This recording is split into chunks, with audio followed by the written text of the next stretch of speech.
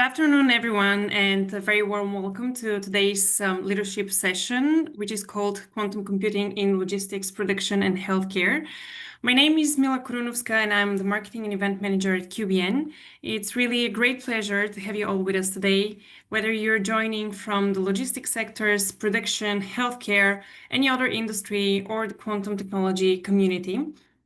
Thank you very much for being here and for taking part in this growing dialogue on how quantum computing and technologies are shaping the industries of tomorrow. I would like to mention a few points of why this topic actually is important and it matters, starting by saying that really quantum computing is moving already quickly from theory into practice. So across logistics, production, and healthcare, it is already proving its value, optimizing routes and supply chains, improving defect detection, and enhancing diagnostic accuracy in medicine. So I would say that these are all data-intensive areas where classical computing often has its difficulty to find a solution, or it basically reaches its limits. So here is where quantum technologies come, and in fact, they can process complex systems more efficiently, opening up entirely new levels of optimization and innovation. And that's why today's session is so important, and that is the core topic of the session today. So understanding how quantum computing is transforming these industries and what lies ahead on the path to adoption. Just a quick check. Can everyone hear me? Okay, perfect. So going on the next slide, I would like to outline our amazing lineup of speakers who have joined us today. So leading experts and innovators from the research and industry, including Valeria Barge from Fraunhofer CML, Nico Kraus from Acarius, Thomas Echmer from Merck Healthcare, Karyam Venkat from Artificial Brain, Michael Marthaler from HQS Quantum Simulations, and me from QBN. So together they will share a real-world use case and insights that show how quantum computing is already making an impact in the industries like logistics, production, and healthcare. And before moving to all these talks, I would like to say that we will begin by a short opening and welcome session. So get quantum ready with QBN, outlined quickly by me. And then afterwards, this will be followed by our series of expert talks. And after every talk, we'll wrap up with a brief discussion and Q&A for around 5 minutes. So you can connect, ask your questions, and basically continue the conversation. Now, quickly moving to the presentation of QBN. For those who might be new to our network, QBN, or the Quantum Business Network, is today the leading global network for quantum technologies. We were founded in 2020, and since then we've basically grown to a community of more than 100 members worldwide. So basically from startups and SMEs to global corporations, research organizations, public bodies, and investors.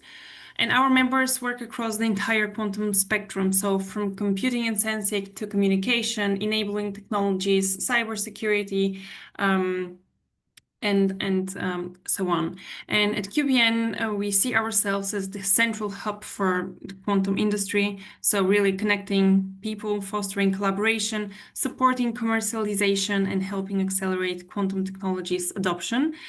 Our mission is very clear and basic. We want to strengthen Europe and the Asia-Pacific region as really the global leaders in quantum technologies, boosting competitiveness, innovation, and sustainable economic growth. Our activities are built around two main pillars. The first one is the Global Industry Network, and the second one is the Business Consultancy Services. And through our Global Industry Network, we really bring people and organizations together. We connect members and strategic partners through targeted matchmaking. We advocate also for the industry and support policy discussions. And we also help our members really gain quick access to investors and funding opportunities. We run 5 technical working groups where experts collaborate on common topics of interest to address key challenges and share best practices. We also promote members' work globally via our channels, and we host events like the QBN Business Forum, for example, which focuses on really practical topics such as IP, sales, fundraising, and entrepreneurship. In addition, our QBN Intelligence Hub offers reports, data, and insights to help members really stay up to date on very important topics. And as far as the second pillar is concerned, our business consultancy service, this supports organizations directly. So we work with companies, startups, governments, and investors to really help them become quantum ready. That includes strategy and innovation workshops, due diligence, use case development, partnership building, and investment support.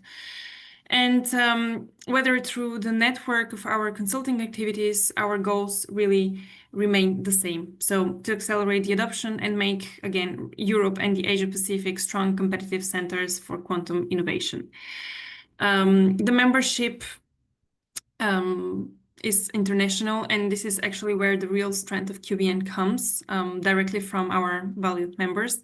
So as mentioned earlier, we bring really organizations of different sizes, from large corporates to really young startups, including government agencies, universities, investors, and so on. And our members cover the entire quantum value chain. So from hardware and software developers to component suppliers, researchers, and end users. And while QBN started in Europe, we've recently expanded our reach to the Asia Pacific region, which is one of the most dynamic areas for quantum growth currently. And that global perspective allows our members to really benefit from a truly international collaboration. This slide represents the diversity of our QBN community, and I would say it's really a diverse and inspiring mix of innovators, researchers, investors, and policymakers, all really working together on the same goal to basically drive the quantum ecosystem forward. Recently, actually in this summer, we established our advisory board to help guide our strategy. This is made up of 7 highly respected leaders from across the quantum landscape, representing both startups and established global players. And their mission is to basically ensure we focus on what matters most, so accelerating commercialization and creating real value for our members. And also, in addition to that, we also have the expert committee, which is led by the chairs of our technical working groups. And they provide insights into the new technologies, market trends, strategic developments, basically making sure that really QBN stays at the forefront of what's happening in quantum, as this is a very dynamic field. In just a few years, QBN has already had a strong impact across the entire quantum ecosystem. We've helped form numerous partnerships, mobilized over 200 million euros in funding, and reached more than 20,000 people through our online activities. And we've also worked very closely with governments and institutions to really position quantum as a key strategic sector. And looking ahead, our priorities remain clear. So first, to keep on supporting end users, because real-world adoption is what basically drives the entire ecosystem forward. Second is to enable growth investment, which will help the startups and SMEs really scale. And third is really to shape strategies that ensure long-term competitiveness for the quantum industry. Just a quick glance at our upcoming workgroup meeting. This will happen actually on this Thursday in person in Amsterdam. We'll host our workgroup on quantum computing and applications. So this session will focus on hardware's role in advancing fault-tolerant quantum computing. It's a full day, basically, that brings together our QBN community. So experts, researchers, and industry leaders. So if you're around and you would like to join, please contact us. It will take place at Matrix 1. So more QBN events for 2026 will actually be announced very soon. And to really wrap up, I would like to invite you to basically follow us on our website, LinkedIn, and YouTube. Also subscribe to our monthly newsletter where we share event recordings, interviews, updates from across the quantum ecosystem. Again, at QBN, our vision is very simple: to build really a resilient, sustainable quantum economy by working together, so across borders, disciplines, and even industries. Thank you very much for your attention. And now we can move on to our talks, exciting talks. Again, after every talk, we'll have around 5 minutes for Q&A. So yeah, just let's move on to the first speaker. Let me stop sharing my screen. And yeah, our first presentation comes from Valeria Barch, who is the senior scientist at the Fraunhofer Center for Maritime Logistics, with a talk, Quantum Tug Boat Scheduling, a use case from the Hamburg Harbour. So Valeria will show how quantum optimization can make port operations more efficient and adaptive in real time. So Valeria, thank you very much for joining us. The stage is yours. Okay, can you see my slide? Yes. Okay, wonderful. And you can hear me. Oh, perfect. Yes, Then perfect. nothing can go wrong anymore. Yeah. So amazing. Nothing more. Very good. So basically, I want to talk about a tugboat scheduling project, and that's a use case from the harbor of Hamburg. So basically, it is quite a new project which has been which has been funded by the IFB Bank in Hamburg. And we are together as Fraunhofer CML with our partners, SoftPark and Fairplay Towage Group. So let me first start to shortly introduce CML. And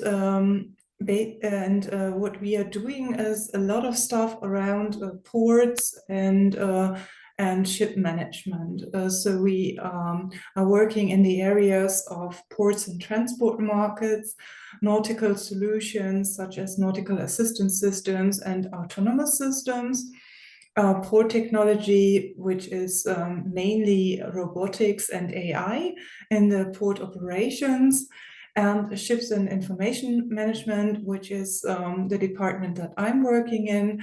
And there we are developing a software for fleet management. And that could be either on the AI side or more on the optimization side, which is basically the starting point of the group to go into quantum computing.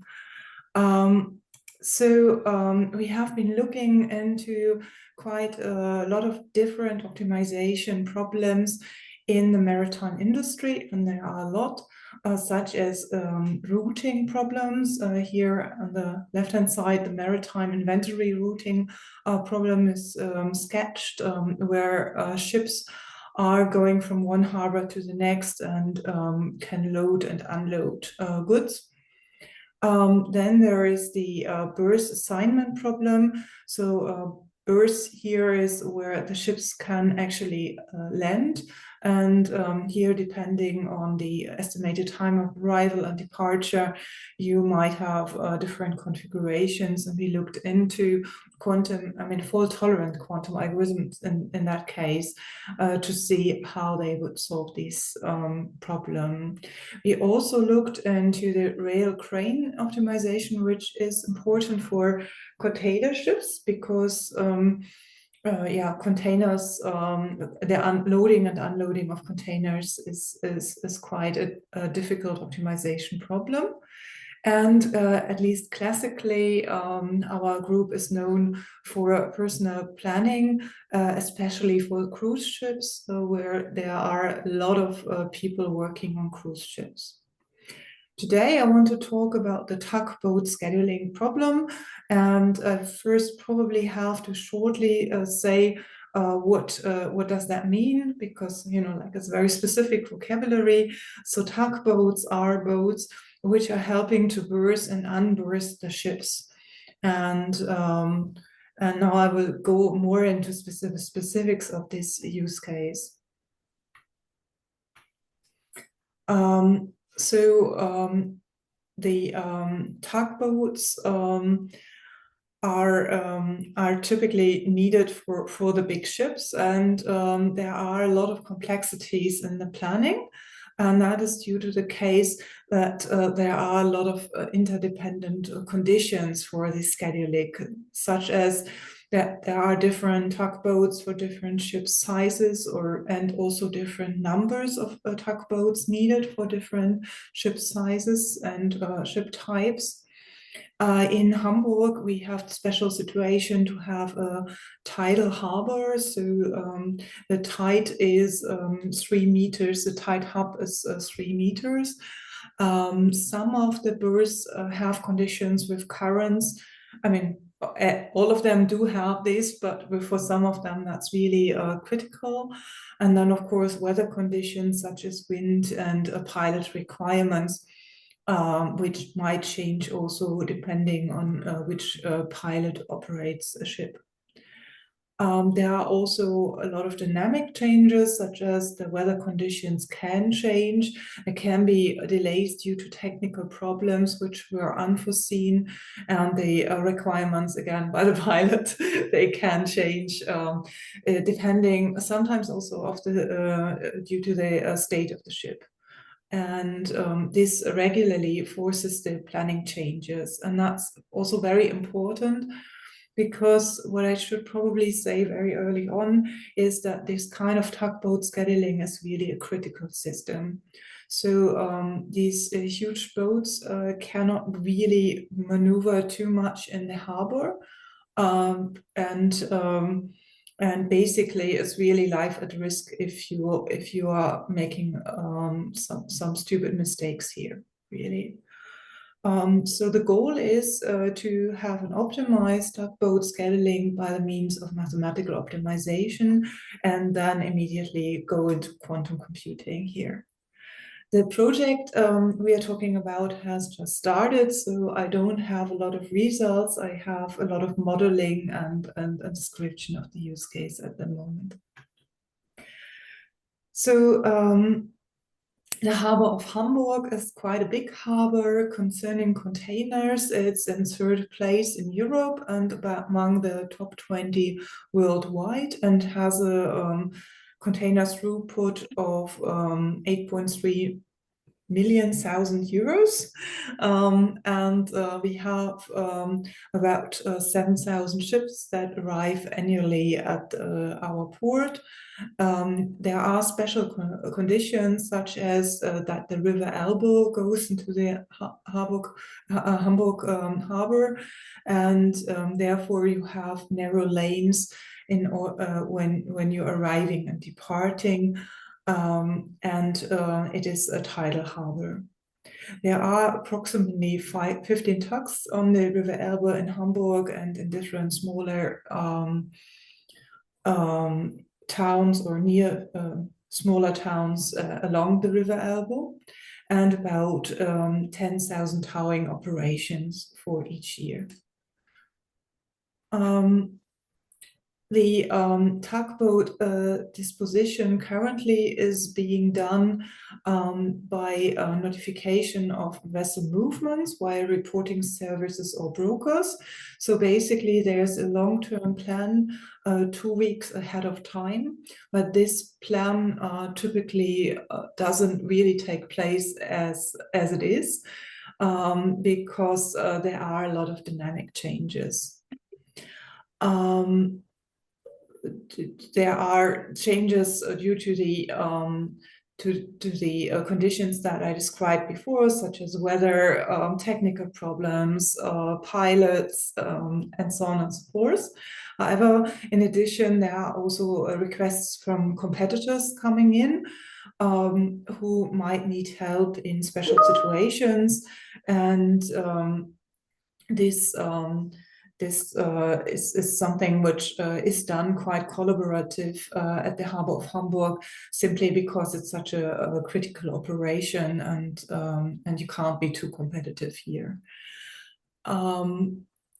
The challenges are that there's a high planning complexity, and at the moment it is still purely manual planning, which is okay because the dispatchers are very, very experienced. However, it is also surely a single point of failure. For example, if information is not really apparent when the shift changes. Also, if you make a mistake here in the planning, it usually means that you can do everything in a safe manner, but it costs a lot. because a short-term use of tugboats means that you have quite a high fuel consumption, and that's usually not helpful for your profits. Oh, okay. So what we are planning to do is to have a certain point where we are using quantum computing in a software framework. Most of the software framework starts to exist, and that's good because in the data warehouse we get all necessary data are collected, and we are able to get this as input. What we would like to do anyways is to actually have a decision support system, simply because it's such a critical system, and it is good if we have a human in the loop who can look at the solutions and adjust the solutions in case that there is an obvious mistake.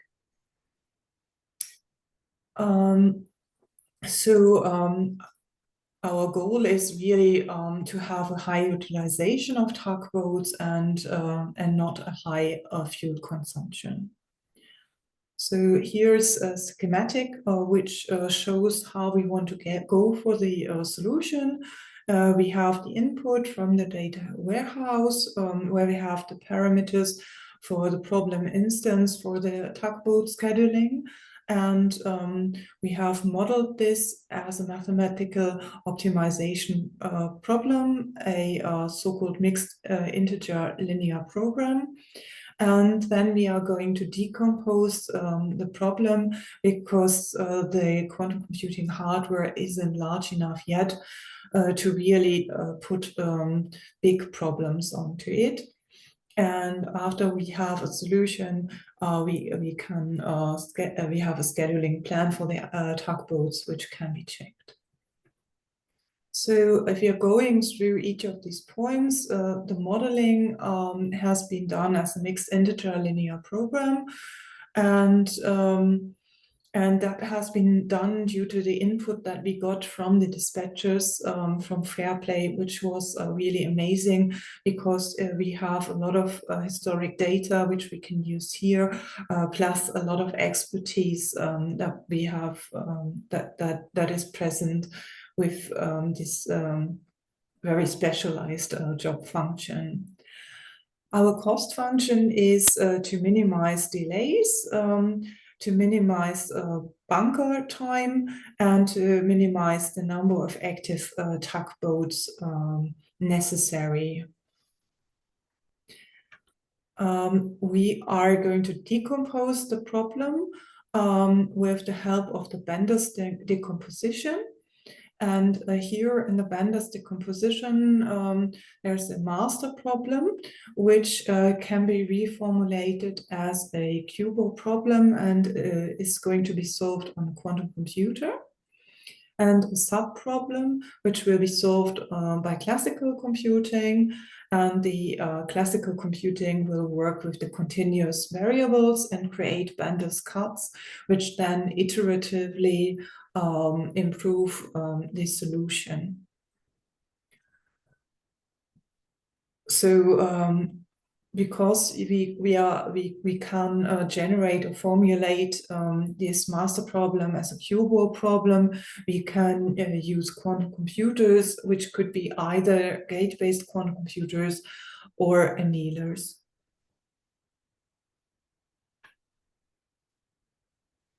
The output is going to be evaluated, and there will be a review done based on historical data.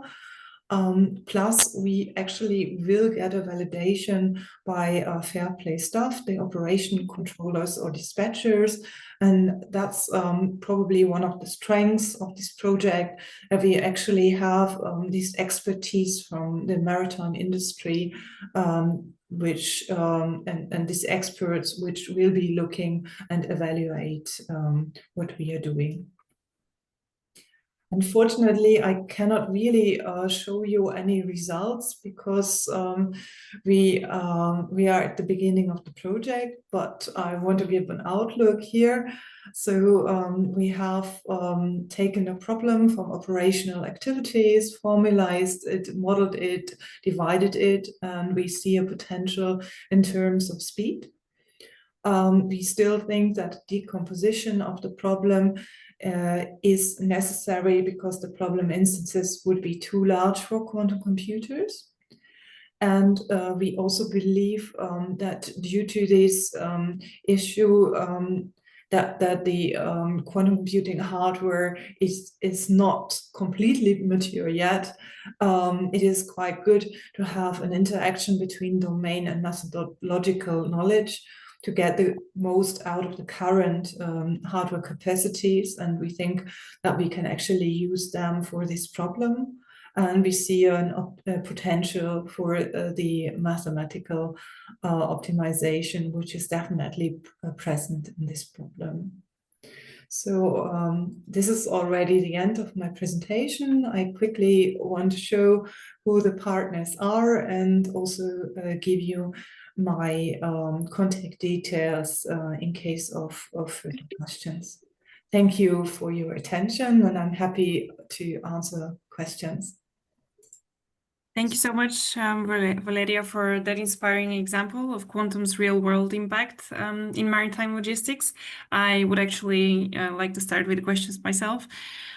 So basically, based on your experience, what would you say is the biggest practical challenge in translating this quantum approach into a real operational environment like the harbor? I think that the main problem at the moment is really the size of the hardware. I mean, like, I know you should have it is a too plain answer, but it is really the answer for optimization that right now we have to do a lot of decomposition mechanisms in order to actually put the problems onto the hardware. But we are seeing also that this is changing and happily seeing that this is changing. But at the moment, a lot of modeling and algorithm development needs to be done in order to actually make sure that the problem is not big enough, it's not too big for the hardware. Yeah. Thank you. One more question, actually. How do you see this kind of quantum optimization really scaling? So, for example, to other parts, logistics hubs, or even different industries altogether? Yeah, I mean, what we are observing is that a lot of people are currently working with quantum annealers simply because they are the largest systems. But I think that in the long run, gate-based systems are also very helpful, and especially if we are getting into the fault-tolerant regime. So there is a paper on QAOA with millions of qubits, which says that there will be scaling advantages. But I believe that if we are getting into the fault-tolerant regimes, a lot of new algorithms will open up, and we can actually do something better than we are doing today. However, there's still a lot of algorithm development for this development for this future necessary. Yeah, definitely. Thank you very much. Do we have any further questions, maybe from the group? Yeah, Nicola, maybe. Yeah. Yes, so I have a question. So you just mentioned, Valeria, and thank you for the presentation. You just mentioned that you are looking the first phase at quantum annealers, but are you also considering to go to gate level? And what do you kind of see as the difference or the potential kind of benefit of one versus the another? Yeah, I think that the point is that for optimization, both systems are solving QOs, and here At the moment, the quantum annealers are simply easier to use plus bigger. They are already quite competitive. Compared to QAOA, the annealers are already, this adiabatic annealing is already quite competitive in terms of timing. So this is very interesting. However, I think that you can do much more sophisticated algorithms on gauge-based quantum computers. I mean, not only when fault tolerance comes, but also Kipo Quantum was showing some counter-diabatic annealing, where you could have higher order terms, so-called hubos on the system, and that is interesting for some optimization problems, which can be naturally represented as hubos, and therefore that's an opportunity which is not possible on quantum annealers. So I think both systems are interesting, and this QBO problem is an NP-hard problem. So in the end, it means that any other NP-hard problems can be with a polynomial overhead translated into a QBO. And that is definitely interesting if we have a possibility to solve NP-hard problems quickly. Okay, thank you very much. Thank you. Any further questions? I see the Q&A box empty. So I don't see any further raised hands. So thank you very much, Valeria, for this insightful presentation. We can now move to our next speaker, who is Nico Kraus, the Chief Product Officer at Acarius. Nico will present the benchmarking quantum models for time series forecasting. And he will also discuss how quantum computing can be applied to analyze and forecast time-dependent data. So this is a capability with huge potential for industries like logistics, prediction planning, and beyond. So welcome, Nico. We are very excited to hear from you. Yeah, hello together. First, can you hear me and see my screen? Yes, thank you. Great, perfect. So yeah, thank you for having me here. Excited to have a quick talk. So today I will talk about benchmarking quantum models for time series forecasting. First, let's see what it is. So mathematically, you can see a time series. It's just a number of discrete time steps. And what you want to do is to predict the next time step. Sometimes you can also predict like multiple next time steps. This really depends. And what we considered here is like one day as one time step. Here's an example with an artificial function. It's just two sine functions added upon each other, one with a larger amplitude and one with a smaller one. And this use case has a broad range of possible applications. So not only in finance, this is maybe the most popular one, but actually, as we also will see later, a lot of times when you just forecast stock prices, that is mainly random noise. So that's not really helpful to try it, at least if you have no additional information there. But also in risk management and logistics, it's very helpful. In risk management, it's not even so important to know the exact next time step, but more to know like a range, what could happen in the next day, for example, to know how to prevent possible risk if something goes down or up like more than expected. And in logistics, you use it a lot of times, or in manufacturing, to calculate how much you need to have on stock. For example, you can buy more today and have it all in stock in case you assume that the price of the good will increase in the future, or you will buy only like a small portion if you assume that the price will decrease. So there's a lot of methods for this. You can use statistical methods or machine learning in classical computing, but there's an increased interest arising in quantum approaches for these tasks. And there's no theoretical proof. I mean, I think in general and in machine learning, there are a few theoretical proofs for advantages. So what we need here is empirical studies to get some insights into it. So let's see what approaches are out there in the literature. So the majority of the proposed methods are like the I would say standard gate-based variational quantum circuits.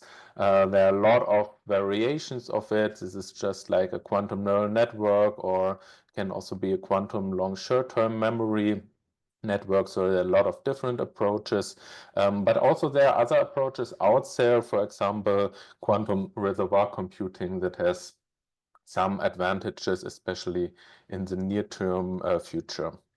So what we choose for this use case is like to benchmark a lot of different methods.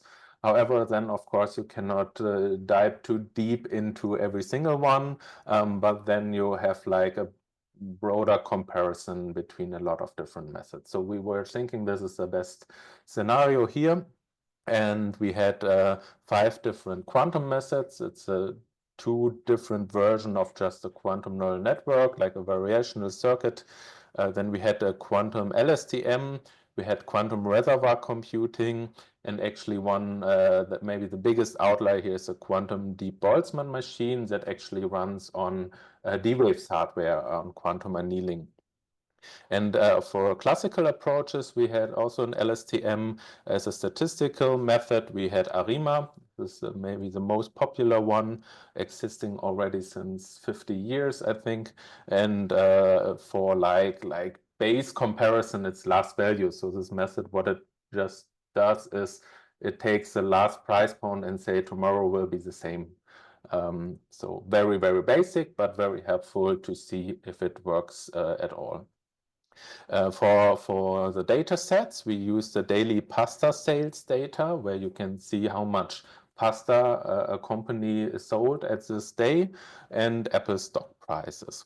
And we had a very sophisticated evaluation pipeline, let's say. So we had a 3K fold validation, where we separate between training data to train the models. Actually, this part was even splitted again for some models to have like a small part used for early stopping. Then we have validation data that we used for the hyperparameter optimization. And then we had test data that was not seen so far during hyperparameter optimization to get the main results in the end. And by the way, this hyperparameter optimization was done on a supercomputer, so there was like really large experiments we run here with hundreds of configurations for each model. So let's see a little bit in the data sets how it looks like. So Apple stock prices looks like typical stock price. And on the right, you can see the pasta sales data. So they have a lot bigger variation. So yeah, that can be done to marketing campaigns, or if it's like a weekend or before a holiday, so it has a bigger variation. So then let's look at the different models we used. We had this quantum neural network. Like the idea is always the same. First, you have a feature map where you encode the classical states into a quantum state, and then you have an ansatz layer to train the parameters. And in the end, you measure to get the results, right? And we had 2 different variations of it. You can see on the bottom, we called it QBN icing ansatz, where we have some more gates in the ansatz layer, and also in the feature map, we have 3 different rotational gates, while in the other one we had only 2. This both came from a paper that we studied and was implemented by some colleagues from SAP. Then we had the quantum LSTM.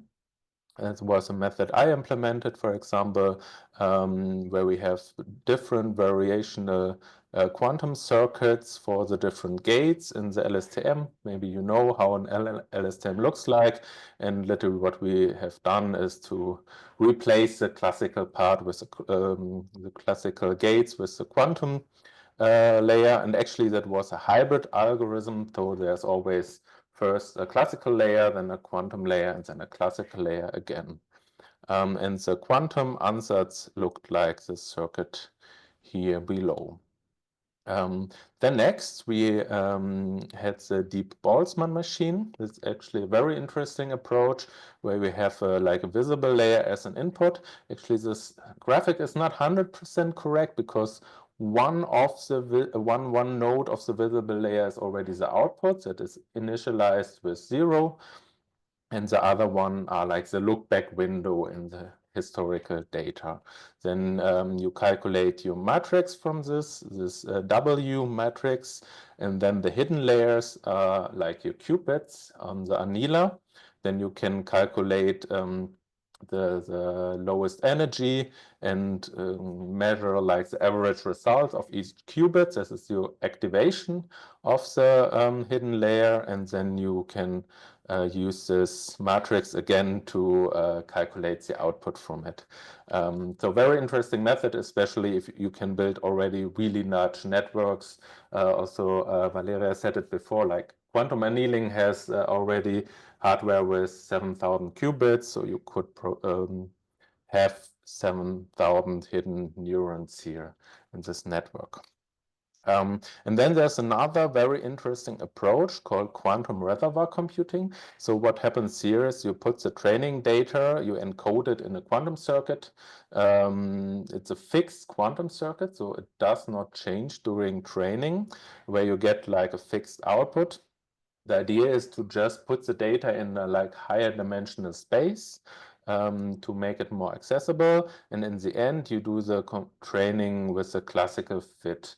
So it's a very simple classical approach to map the output from the quantum circuit to the output you want to have.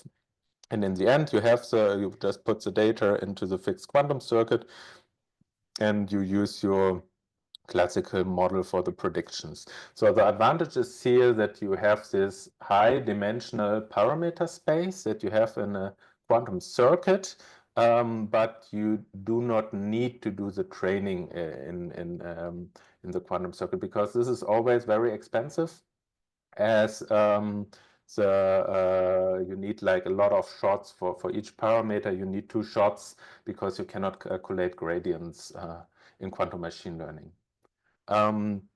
So let's go ahead to the results of the hyperparameters. So here you can also see how many different hyperparameters for each model we considered.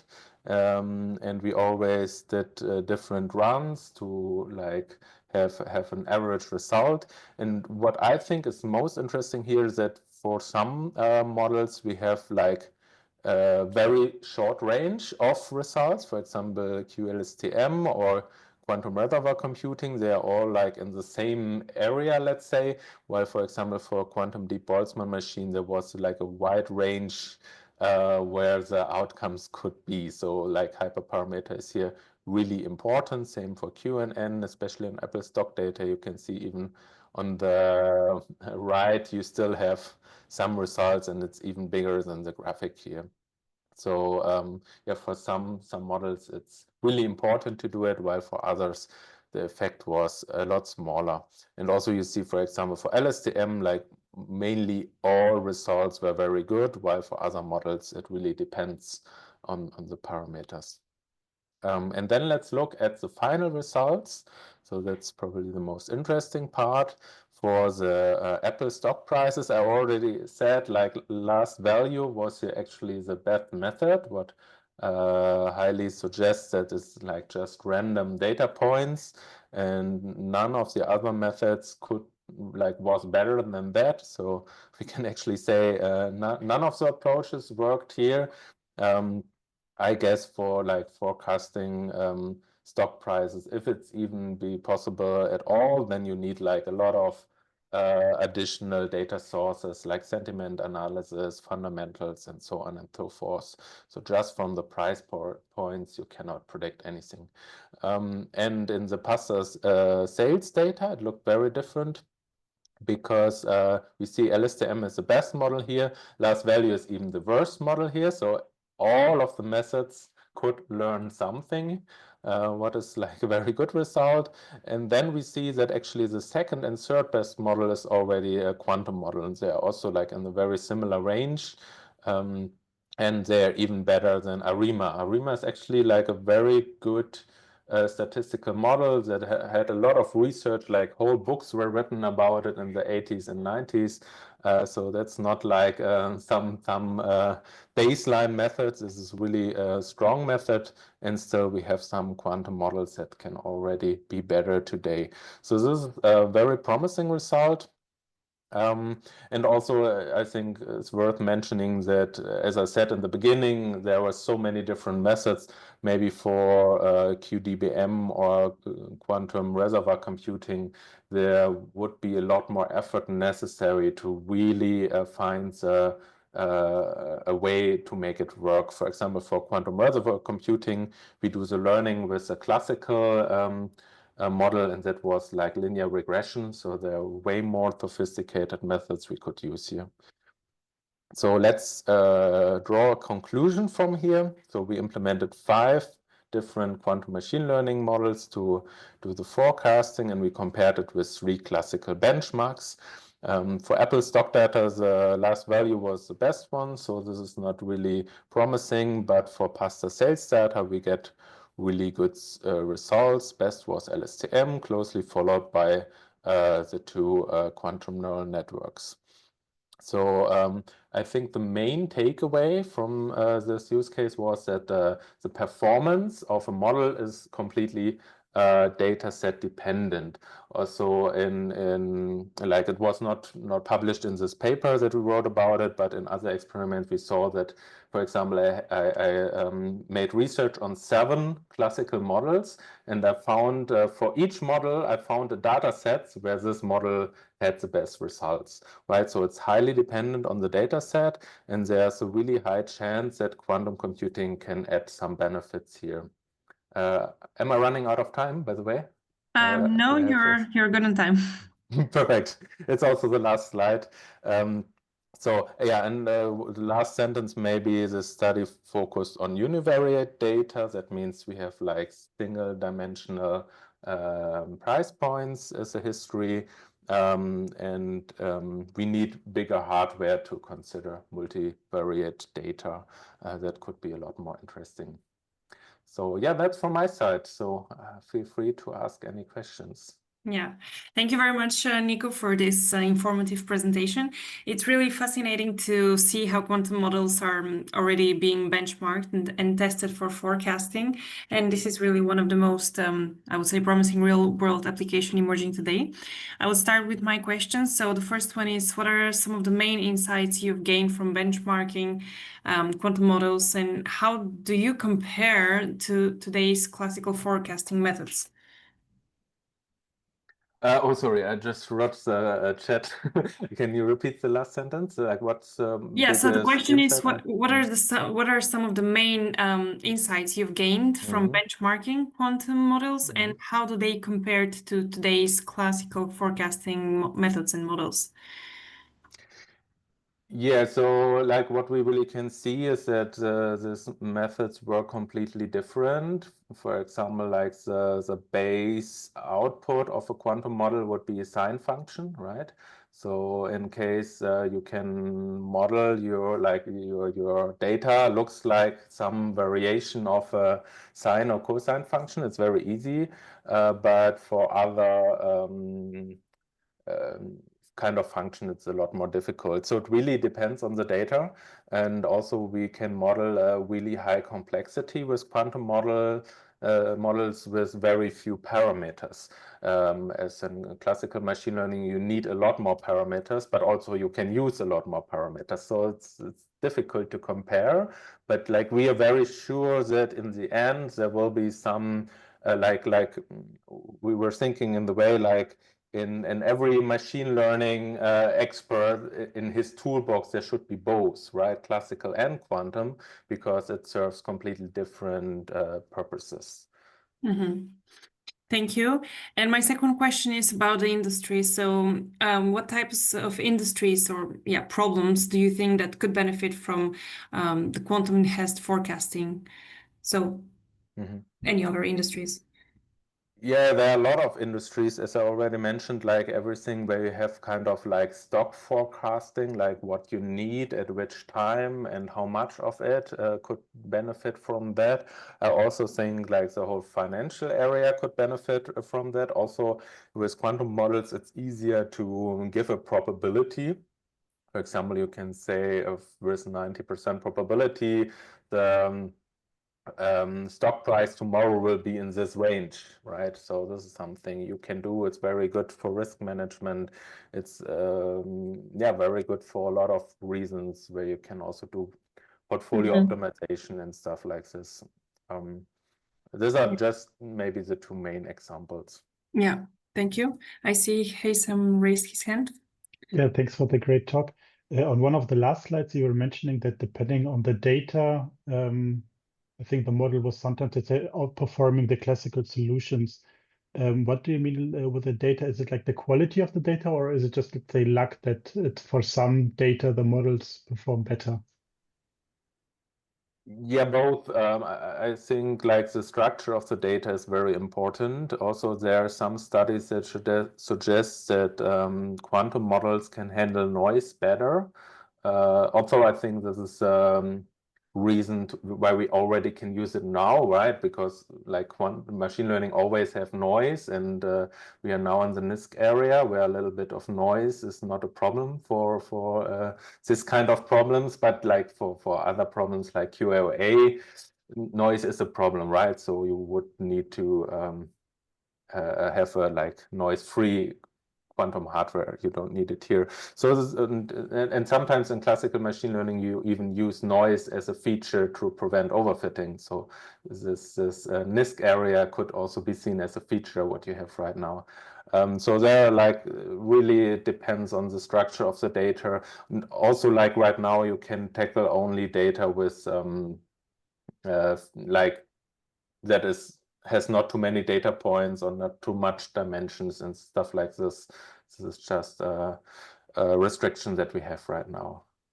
Is it then also suitable for real-time, let's say, calculation? I mean, do you need a real-time response? Because what you have shown, let's say, I think is not necessary, or maybe the time scale is a little bit longer, like portfolio optimization, etc. But could you also do it, let's say, with a high frequency?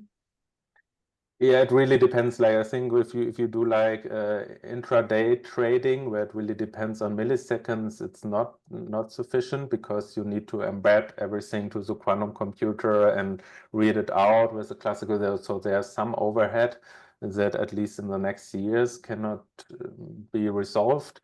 But yeah, so but if you have like a few minutes, that usually should work. And also there's a big difference between training and prediction, right? If you can train your model in a few hours, and then you just need to do the prediction. I think there was also like 1 or 2 weeks ago a very nice paper where they used a combination with a pre-trained quantum model and classical model that used the output from the quantum model, and only the classical model needs to be retrained on a daily basis. So something like this can work very well. Okay, thank you. And Kariam, I see your hand raised as well. Hi, Nico. It's a great presentation. And I think you know that time series forecasting of weather is actually a very big area where different classical models fail to do it appropriately. So which particular method of quantum time series forecasting you think is the best one out of all the ones that you have researched right now? That's a good question. It really depends on how your data looks like.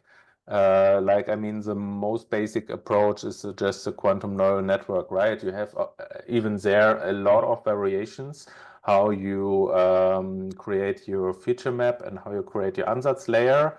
Actually, I even think that's actually a master's thesis that starts right now, that where I'm the tutor, where we think about how you should structure your circuit for different hardware providers, right? Because every hardware provider have different gates. So I would suggest to really play around with different ansatz layers and feature maps and see what fits best. That's all I can say. I mean, the quantum LSTM also works very well. If you have a good ansatz layer and feature map, you can build it into an LSTM, then you have a quantum LSTM, right? So this is an easy step that you always can do. So I would suggest to start with something like this. Thanks, Nico. You're welcome. Okay, I see. Okay, I see no further questions. So thank you very much, Nico, again for this very interesting presentation.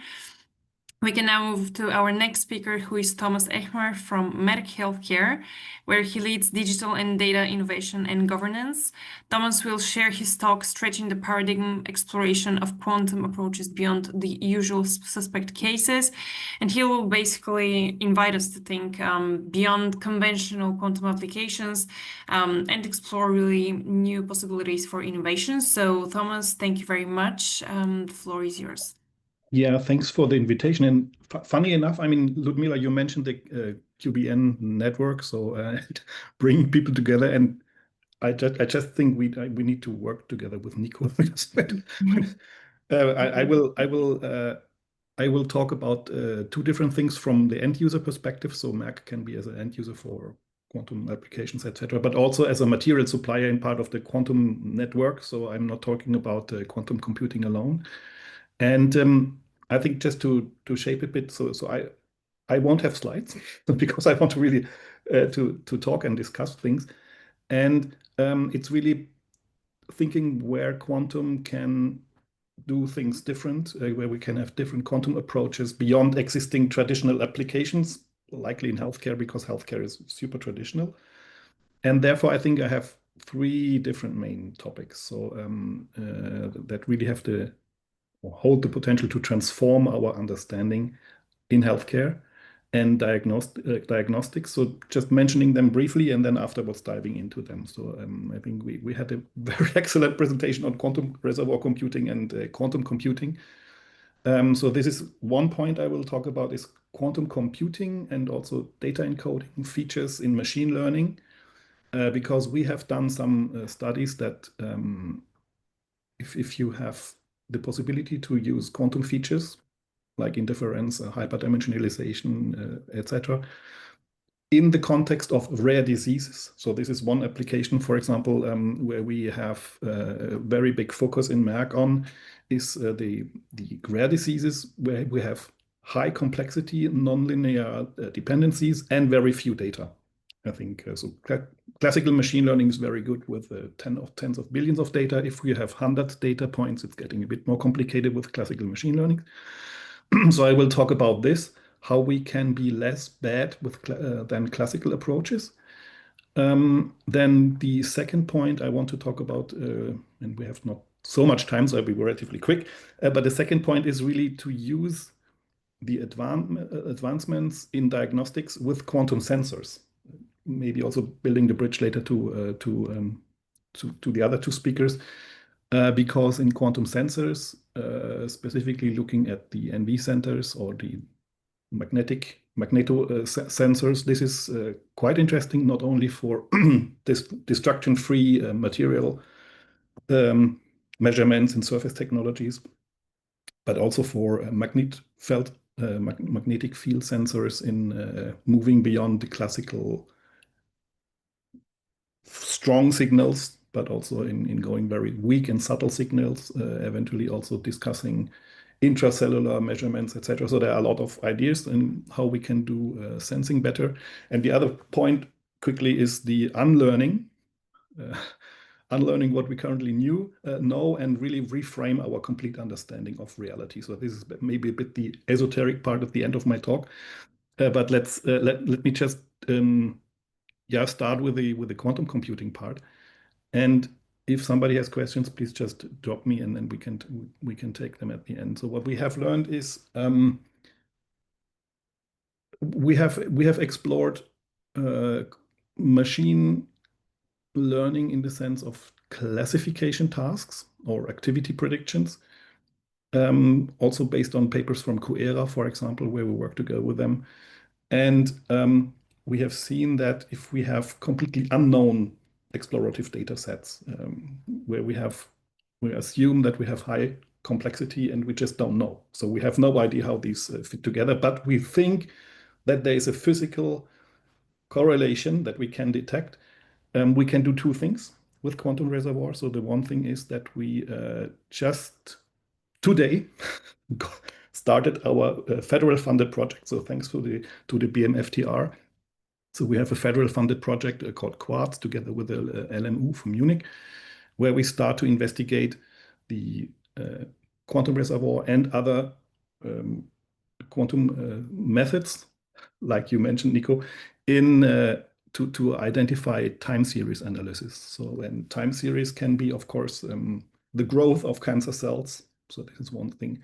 The progression of diseases, the early onset detection of diseases. So this is the time series part. And the other thing is really to detect and build digital biomarkers to differentiate differentiation diagnostics or digital biomarkers on diseases. So for example, if you have similar diseases which have similar symptoms but are completely different in treatment, you want to have it quite early which path you want to go, or even detect the onset of a disease quite quick. So this is what we are trying to do. We are currently working to use vocal biomarkers. So what you do there is you take the sound and the musicology or rhythm or tune vibes of the voice. And we want to detect the quality of life, because quality of life is a very important feature from the patient's perspective. Yeah, so we don't talk too much about physical parameters in our life, so you can be happy even without arms. Yeah, or so I think it's the subjective perspective that really matters in these diseases. And currently, this is based on classical machine learning, which gives us a big data table, and then we try to classify these. So this is what we again see, that quantum reservoir or reservoir computing in itself, for whatever reasons we don't know. I mean, Nico, you mentioned it. There seems to be a quantum advantage. So this is the first thing that we want to do, and I think that's relatively disruptive for our healthcare industry, because if you have a machine that is giving you classification, they just don't know where it comes from. So we really need to also work together with the regulators to make this transparent. So the second point is the advancement in diagnostics. And I mentioned that the quantum technologies can really help and are already in production. I think Bosch just announced their collaboration with Element 6 to build these quantum sensors for magnetic field sensing, so for navigation purposes underwater or in the tunnel or wherever.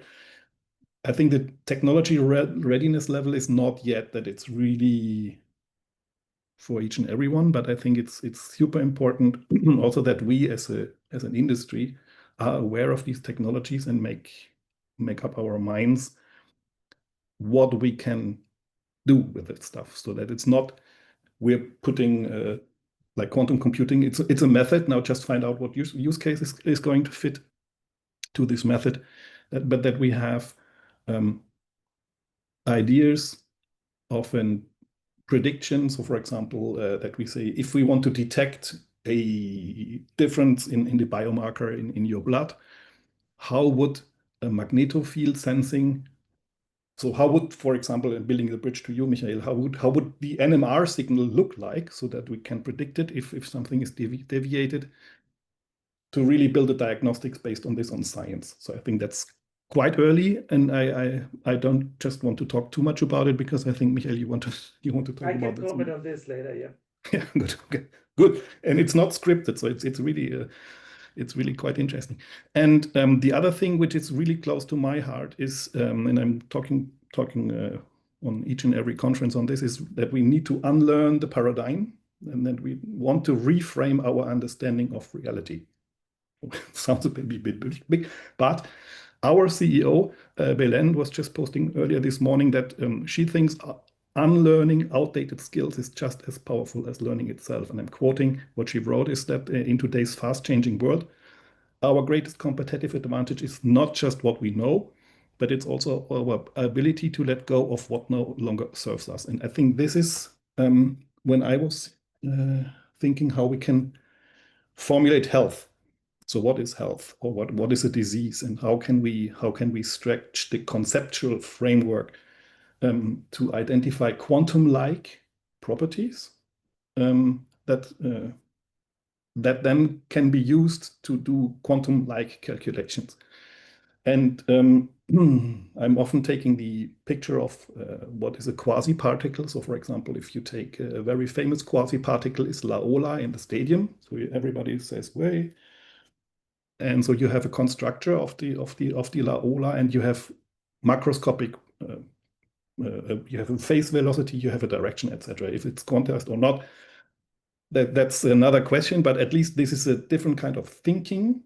That, for example, if you want to treat, I don't know, if you want to measure the excitement level of a football game, you measure how many La Olas happened. So this might be one way to approach with a completely different thinking. And if we come back to the quality of life, so I think we all know that your quality of life is a bit of a very hyperdimensional state, and also in a superposition, so your body, mind, soul, finance, what have you, and all these different eigenstates. So if we would be able to transform our understanding of quality of life, or also do treatments, psychological states, or for example, if we go to more mental or psychological diseases like suicidal tendencies, it might be really interesting to do a prediction and have a good formulation based on different categories. I'm sounding maybe a bit weird, but this is what I think. We need to unlearn what we know, and this is one call I'm trying to make in our company or everywhere, that it's really interesting to consider, would we be able to describe reality or whatever system we want to have in a quantum-like language, and what are the eigenvalues and what can we do with it. And with that, I think I'm at time for questions, and just invite everybody just to stay curious and bombard me with questions, or just not. Yeah, thank you very much, Thomas, for this interesting talk. Does anyone from our speakers have a question, or our participants as well? I see no questions in the Q&A, so I would like to invite once again the participants to really have their questions in the Q&A box.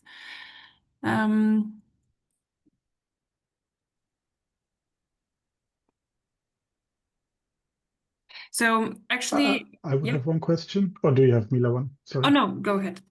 Yeah, I was just wondering, so when we are talking, let's say, about now use cases and going, let's say, to a medical deployment, what would you say is there the time scale? Because I know, let's say, typically for medicine, especially here in Europe, it takes quite long. There's a lot of procedure. Can you comment a little bit on that? So how is the strategy there? What is the approach? Can someone already, let's say, convince investors to invest in something that maybe takes, 10 years or more for clinical studies? Yeah, what's your opinion on that? Oh, I mean, they're very good point. So there are the two things. So one thing is, of course, let's say if we take these vocal biomarkers or digital biomarkers, so we have a whole unit who is trying to develop these digital biomarkers as a co-marker. Because, I mean, for example, if you say about multiple sclerosis, so either you have this, you have stuff in your blood, which is the classical marker, or you don't. And then you validate the digital biomarkers, like our idea was to understand the shaking of the voice or what have you, or other biomarkers, how they compare to the classical markers.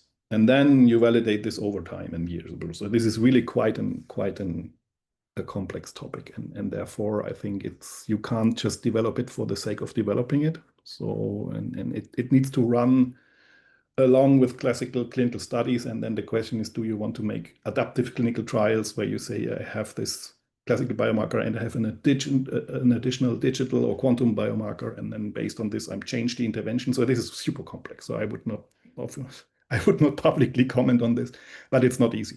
Yeah.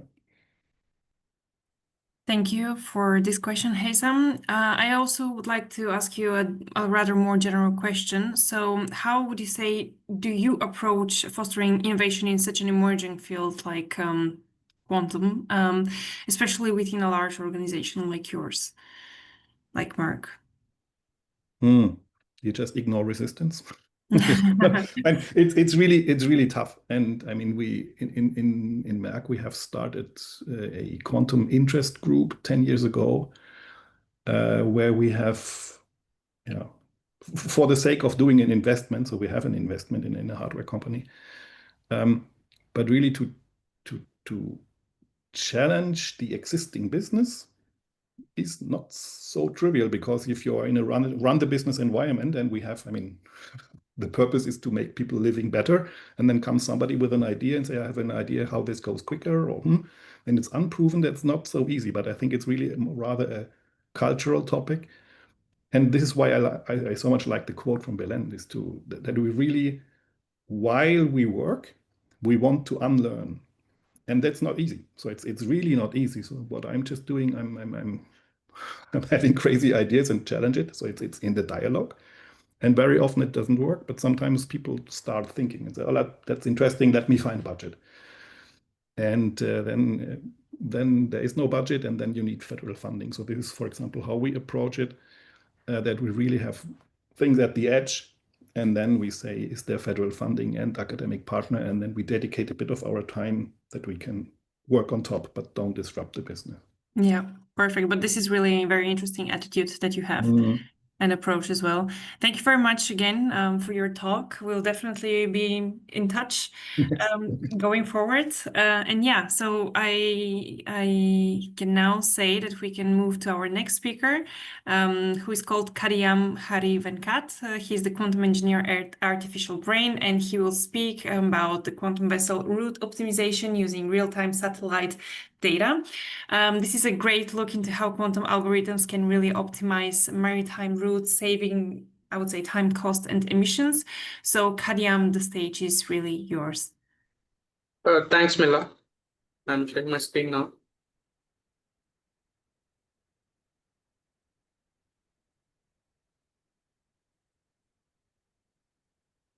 I hope my screen is visible. Yes, it is. Okay. So hello everyone, to the people on the panel and the one watching online. I'm Hari. I'm a quantum engineer at Artificial Brain. I work on developing solutions for real-world use cases using quantum computing, quantum machine learning, and quantum optimization. So unfortunately, our founder couldn't join the meeting today because of some unforeseen circumstances, and I'll be representing my company today. So Artificial Brain, we are a quantum software company. We democratize quantum for various industries. And today I'll be talking about quantum vessel route optimization using real-time satellite data. So vessel route basically means the path that a ship is going to take in its whole voyage. So when a particular path is longer, the fuel costs go up and also the emissions will go up. So in that case, you need to choose that particular optimal path, which can reduce the fuel costs and also the carbon dioxide emissions. So going in, what is the problem and the opportunity that we are seeing here? So there are like many inefficiencies in vessel routing due to changing weather and ocean currents, and the sudden existence of different emission zones, and also unforeseen environmental risks like oil spills, algal blooms, etc. And because of all of this, the route that is taken becomes longer, and this actually increases the fuel costs and also the carbon dioxide emissions. So looking at the market opportunity, where the voyage management software market is currently valued at $2.09 billion as in 2024, and it is projected to reach $4.65 billion by 2035. And from the right side of the slide, you can see the graph of it, which is growing at a CAGR of 7.55%. So from artificial brain, we are proposing this quantum enhanced vessel routing solution, which integrates real-time satellite data for a dynamic path optimization, which minimizes the emissions while ensuring operational efficiency. So as to solve this multi-objective optimization problem, we are going with quantum annealing software, which can give us a global minima faster. So let's have an overview of the solution that we are developing. So our quantum software would require satellite data, real-time satellite data as an ingestion. And this satellite data can come from different weather APIs, oceanographic data APIs, and also hyperspectral images. Since there can be different emission zones and zones such as particular places in the ocean body which can have sudden oil spills or presence of algal blooms. So these can actually be detected from a satellite, and more particularly a hyperspectral satellite. So analyzing these hyperspectral images is also a very heinous task, because the current existing classical machine learning algorithms which classifies the hyperspectral images require a lot of training and labeled data, and as of now there is no much labeled data available for hyperspectral classification for the different classical machine learning algorithms. Fortunately, at Artificial Brain, we have developed this hybrid quantum classical software, which uses quantum machine learning so as to classify these hyperspectral images. And for just like since classical machine learning requires a lot of data for training, the algorithm that we have developed doesn't require any of the high amount of data to train. We just require 1 to 2 reference points. Based on that, we will classify the complex hyperspectral images, which are of like 1.5 to 3 GB of size. So for example, on the left-hand side, you can see a satellite image of Lake Erie, which is from the US. And this particular area has algae, which is present in its lake, and also the surrounding land. So we have given this particular hyperspectral TIFF image to the our quantum software. And then on the right hand side, you can see that this particular software has given the binary classification of the algae being present in the target area. So we have given 1 to 2 reference points to it, and you can see that the software has classified. The black pixels actually show the algae, and the white pixels actually show the ocean and the land. So you can see that this particular binary classification has been done by the quantum software. And also we do multi-class classification in areas like agriculture or vegetation, etc. So this whole weather data, ocean data, and the data from the hyperspectral images from the satellites which are revolving around the Earth, these kind of real-time data we are ingesting into our quantum software, which does this route optimization. And this particular quantum optimization software uses various quantum annealing and hybrid algorithms to solve this NP-hard multi-objective routing problem. So as to look at the technical feasibility, we have come up with this proof of concept already, and we have built this interactive app which simulates the route between Khalifa Port to Shuaik Port in Kuwait. So on the left hand side, you can see what this is the input that we have given for the quantum software. So we have given, we have generated synthetic data for the AIS data, the weather data, oceanographic data, and we got some hyperspectral images from different satellite companies and the government institutions, organizations. And you can see that this kind of data is given as an input to our software, and the software has given an output. So on the right hand side, you can see that various paths have been shown from the Abu Dhabi Khalifa port to the Shuaik port in Kuwait. And out of that, the red particular path is actually the optimal path, which which actually uses less fuel and also has a reduced carbon dioxide emissions. So coming to the implementation plan, so our quantum software is actually hosted on Artificial Brain's Planck platform, which is deployed on cloud. So this particular software can be deployed on cloud or on premise based on the requirement of the customer. So on the application layer where the user interacts with the software, he can give in the CSV data of different ports and Excel sheets, hyperspectral images, SAR data or positional data. So this all different kinds of data can be inputted into the application layer. So this data will be ingested into the cloud, and this data is actually stored and it is more secure there. And this will be given as an input to our Artificial Brain's proprietary quantum algorithm. And at the end, the algorithm also runs on quantum hardware or a simulator. And the output you can see on screen, the result, which I've shown in the previous slide. So coming to the value proposition, so we have looked at emission reduction of greater than 10% in carbon dioxide.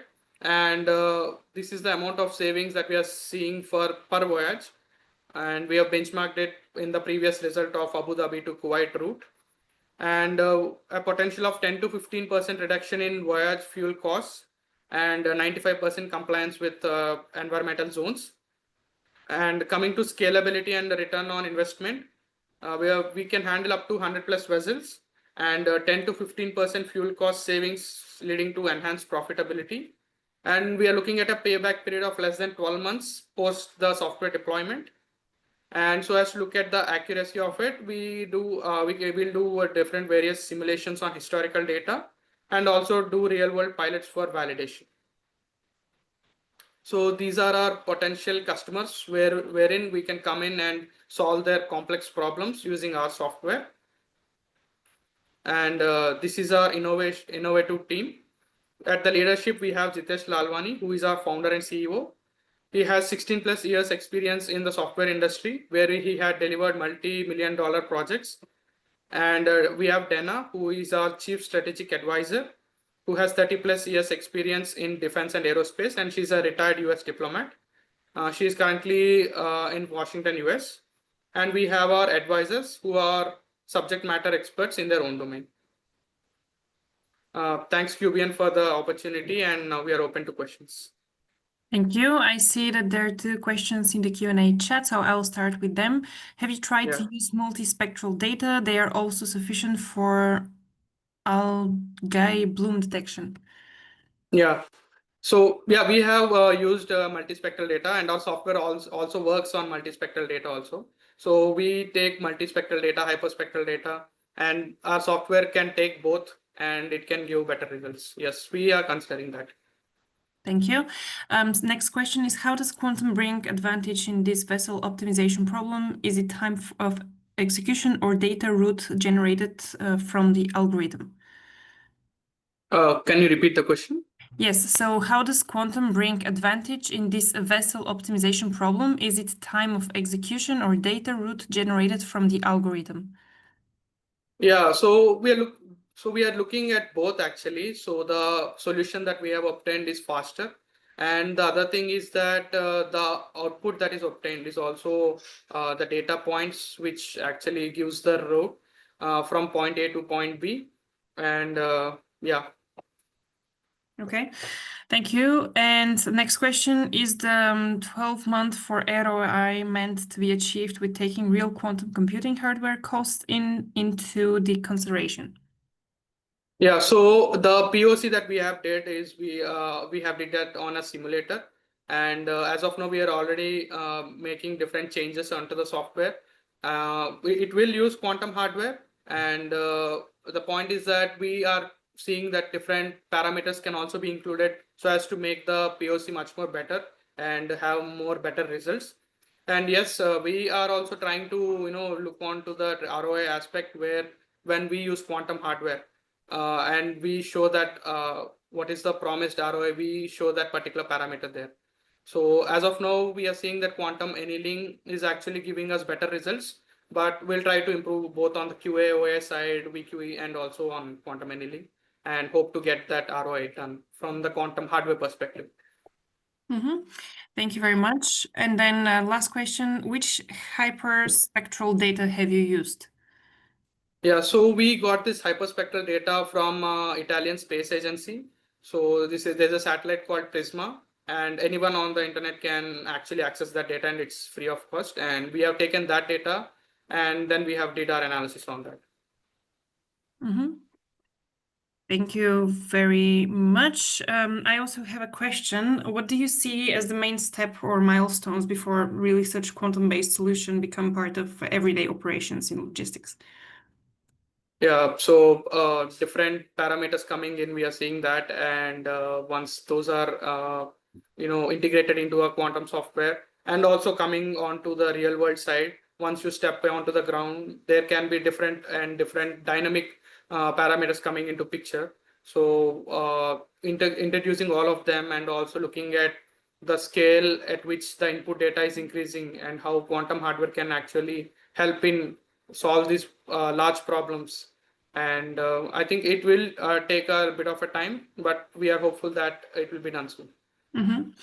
Yeah, I see one more question in the chat. So when you say QA/OA gives you better results, what is the baseline for your comparison? Better than which classical solution?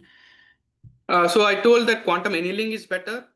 We are getting better results from quantum annealing and not QA/OA, but we are trying to improve on QA/OA side also. Okay. Any more questions from the group? I see no further hand raised. No? Okay, so thank you very much for this very insightful presentation. And now we can move to our final talk, which comes from Michael Martaylor, the CEO and co-founder at HQS Quantum Simulation. Michael will discuss quantum simulation of MRI, accelerating early disease detection, and showing how quantum simulations can revolutionize medical imaging and improve early diagnosis. So, Michael, thank you very much for being with us, and please go ahead. Yeah, thanks. Okay, let me share my slides.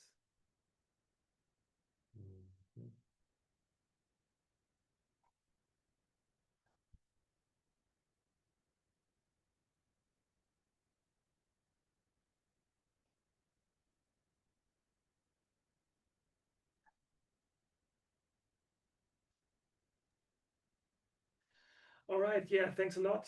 I'm happy to talk about a topic we work a lot on, magnetic resonance imaging, or general nuclear magnetic resonance. And let me first say some words on my company. HQS was founded in 2017, and we started with making projects on quantum chemistry and quantum computing in industry with companies like BASF and Bosch, and also with Merck. And since then, we have delivered software in areas like really for quantum computing, mostly in the academic sector, and then also for really simulating quantum mechanical problems on conventional computers. And today we still do the same thing we started with, namely looking at the question of what is a really good use case for the quantum computer.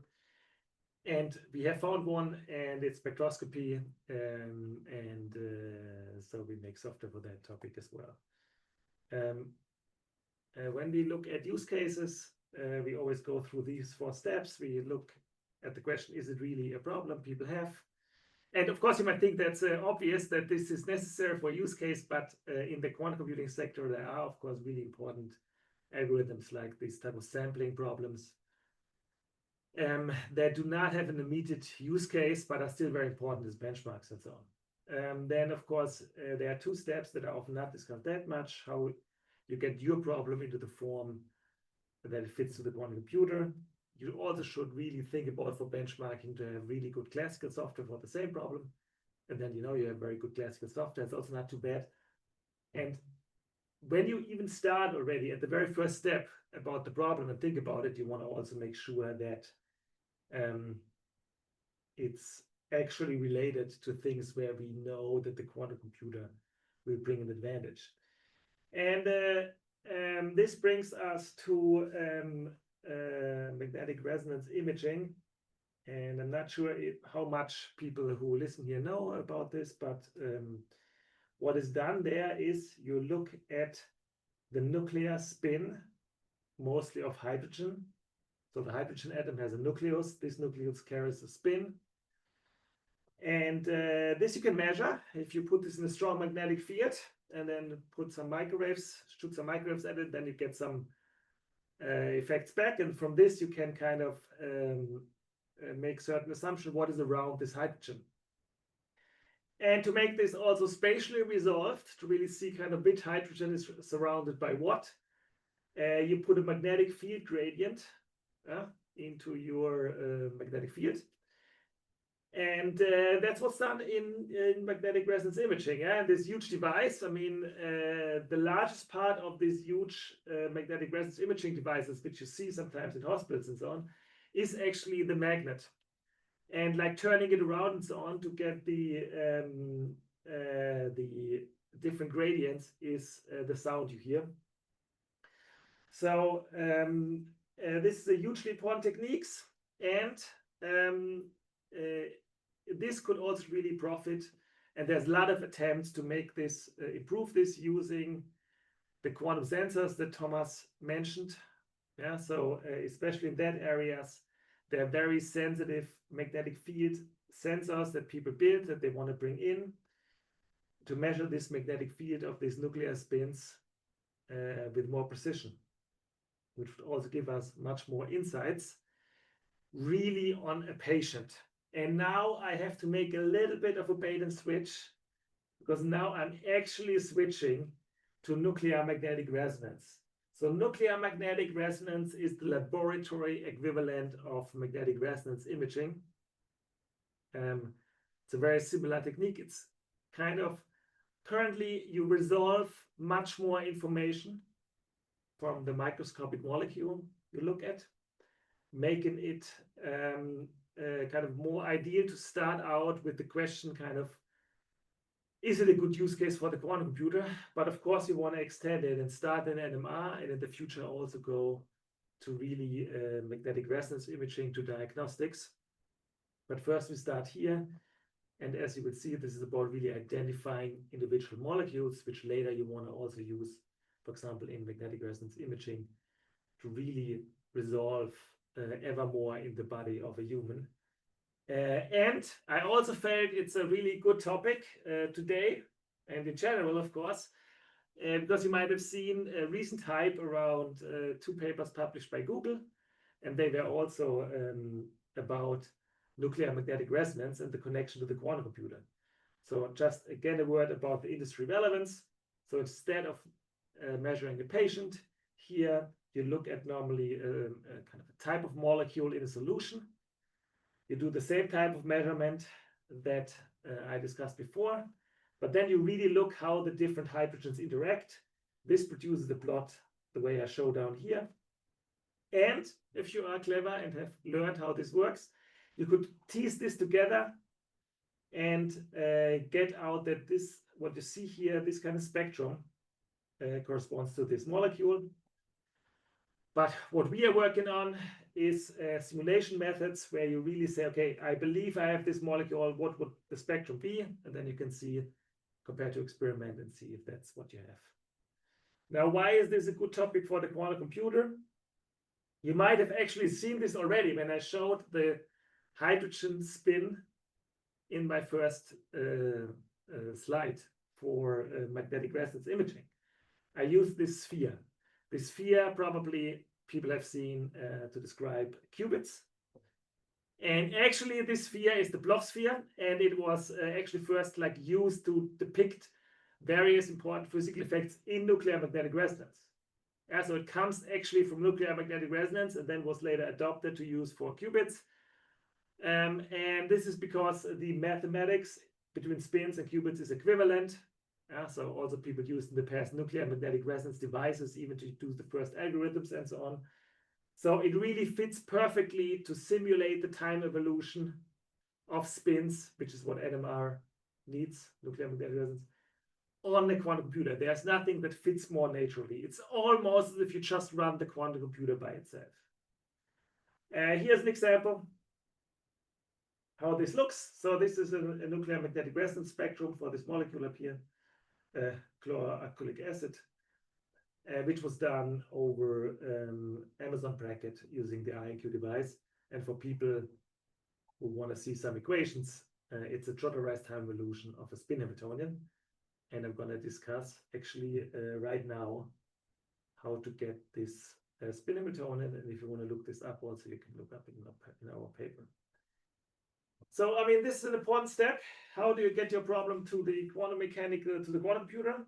And in the case that we have here, what you want to have is a situation where you, for example, say, okay, I have a specific molecule and I get out spin parameters. Or if you want to be more technical and physics related, you want to get out the spin Hamiltonian. And for this, we have implemented this type of workflow where you start with, for example, a drawing of this type of molecule and then make a quick structure starting point from 2D to 3D, do conformer sampling, do structure refinement, and then get the NMR parameters. And this is quite important to sample over all the conformers to get really good NMR parameters and then in the end NMR spectra. And here's, for example, an example where you see in light gray what would happen if you would just start without the sampling. And then you see calculated over all the conformers versus the experiment, you see that fits pretty well with just slight shifts in the chemical shifts.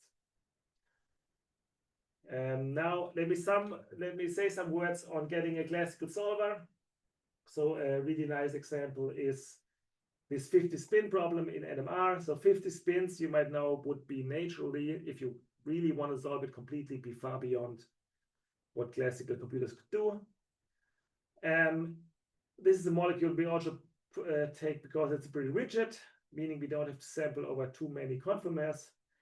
And what we do to solve for the spectrum is we use so-called clusterization methods, where you say, okay, one hydrogen here does not have to actually talk to the hydrogen far away. So you put some cluster around, and then you see for this 50 spin molecule, it actually converges very well. So the kind of spectrum already with a cluster size of 7 hydrogens doesn't change much anymore if you go from 7 to 14. And so this works pretty well, but the broadening is also relatively large. And there are, of course, different molecules where the coupling between the spins is stronger, meaning in that case, you would need a quantum computer. An example would be this. Phosphochemistry is quite important, often also mentioned in quantum computing in context of fertilizer production. With phosphor, you have molecules where spins and hydrogens are strongly coupled in a symmetric fashion often, and then absolutely no approximation is possible. And if you want to look this up a little bit, you can look at this paper where we also have this plot about what is a good use case for quantum computers. With this, I want to conclude and come to the end. I want to say we actually are publishing examples. So if you want to see how this NMR Hamiltonian looks like, or use it yourself, you can find it on our use case repository. So the NMR spectroscopy use case is published, and we're going to publish something on electron spectroscopy soon. And maybe then at some point also magnetic response, so all in the spectroscopy area. And you're welcome to try out our use case repository. Thanks. Thank you, Michael, for that insightful presentation on the future of quantum-powered healthcare. I will start with my first question on how do you envision quantum simulation improving diagnostic imaging workflows? So is it more about speed, accuracy, or entirely new capabilities? In principle, it's a new capabilities. So you want to take magnetic resonance imaging and really enhance what you see. So currently, it's actually rather simplistic. You would normally just look at the You know, you look at this nuclear spin and then just measure how long it needs to kind of equilibrate. And then, I mean, probably people have seen this kind of maps, for example, the brain or so. You just plot kind of this equilibration time as a function of space. And of course, what you would like to have is much more information about why these times are the way they are. Yeah?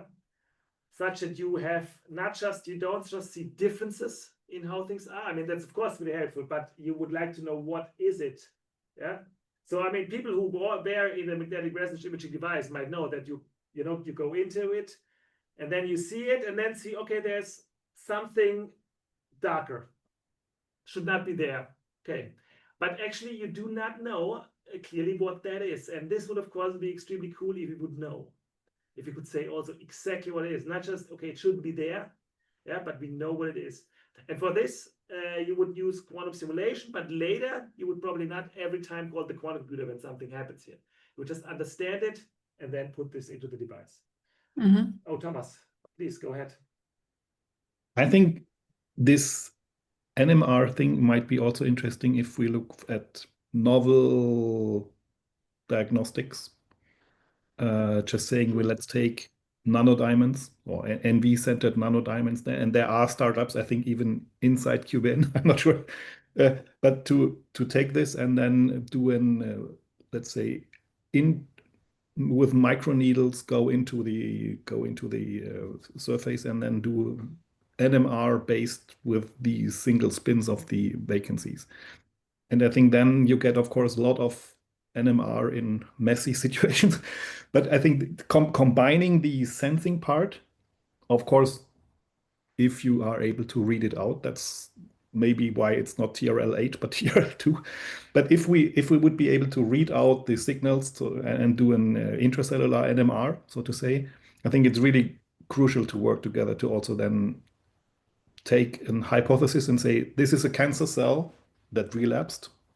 And based on this, the NMR would look like X, and then you compare it with a measurement. Would you be able to do that? At present, we would not. I mean, the complexity of these things are still too high, and not just on the quantum level. There are several levels of modeling complexity here, but overall, this is, of course, a direction which we definitely want to work towards ever more.